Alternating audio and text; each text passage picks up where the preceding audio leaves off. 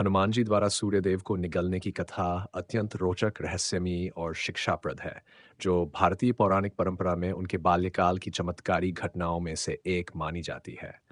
ये कथा न केवल उनकी अपार शक्ति, अद्भुत उत्साह और बाल सुलभ जिज्ञासा को दर्शाती है, बल्कि ये भी सिद्ध करती है कि वे जन्म से ही दिव्य शक्तियों से युक्त थे और उनमें देवताओं को भी चौंका देने की क्षमता थी।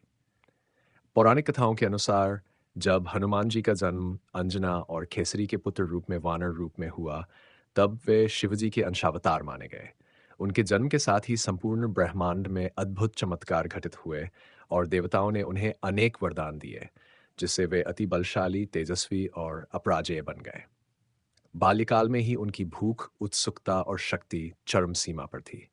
एक दिन जब उनकी माता अंजना उन्हें गोद में बैठाकर बाहर ले गई, तो हनुमान जी ने आकाश में उदित लाल लाल चमकते हुए सूर्य को देखकर यह मान लिया कि वह कोई विशाल पकवान है। कुछ कथाओं में आम या फल की तरह वर्णित किया गया है, और बाल सुलभ लालचवश वे उस सूर्य को खाने के लिए आकाश की ओर उड़ चले। हनुमान जी का यह प्रयास साधारण नहीं था। यह दर्शाता है कि उनमें कितनी अपार शक्ति थी कि वे एक बालक होते हुए भी सीधे आकाश की ओर उड़ सकते थे। जैसे ही वे सूर्य के पास पहुंचे, उन्होंने उसे निगल लिया। सूर्य के निगले जाने से संपूर्ण संसार में अंधकार छा गया, दिन रात का चक्र बाधित हो गया और समस्त सृष्टि में हाहाकार मच गया।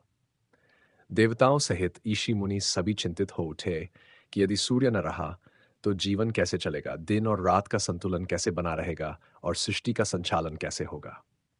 उस समय इंद्रदेव ने स्थिति को संभालने के लिए तत्काल अपने वज्र से हनुमान जी पर प्रहार कर दिया, जिससे वे पृथ्वी पर गिर पड़े और बेहोश हो गए।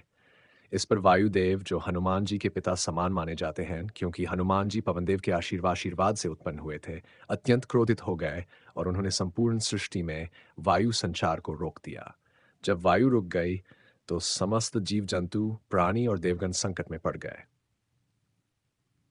श्वास लेना कठिन हो गया और संपूर्ण त्रिलोक में हाहाकार मच गया। यह स्थिति इतनी भयावह हो गई कि स्वयं ब्रह्मा जी को हस्तक्षेप करना पड़ा। वे तत्काल वायुदेव के पास पहुंचे और उनसे क्षमा याचना करते हुए हनुमान जी को पुनर्जीवित करने का आश्वासन दिया। ब्रह्मा जी ने हनुमान जी को अपने कर स्पर्श से होश में लाया और उन्हें अमृत, अजयता, अतुल बल, विद्वत्ता, चातुर्य और अनेक देवताओं से वरदान प्रदान किए। सूर्यदेव, जिनका तेज अत्यधिक होता है, उन्होंने भी हनुमान जी को क्षमा कर दिया और बाद में हनुमान जी ने उन्हीं सूर्यदेव को अपना गुरु भी माना। हनुमान जी ने सूर्यदेव से वेद, शास्त्र, ज्योतिष, व्याकरण और राजनीति के गूढ़ रहस्य सीखे। ये भी दर्शाता है कि सूर्यदेव और हनुमान जी के बीच कोई द्वेष नहीं रहा, बल्कि संबंध और भी श्रेष्ठ हो गया।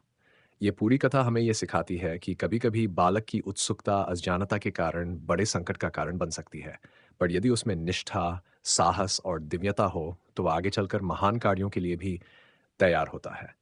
ये घटना हनुमान जी की बाल लीलाओं में से एक मानी जाती है और इस कथा का गूढ़ तात्पर्य यह भी है कि हनुमान जी केवल बल से ही नहीं, बल्कि साहस, धैर्य, भक्ति और ज्ञान से भी परिपूर्ण हैं।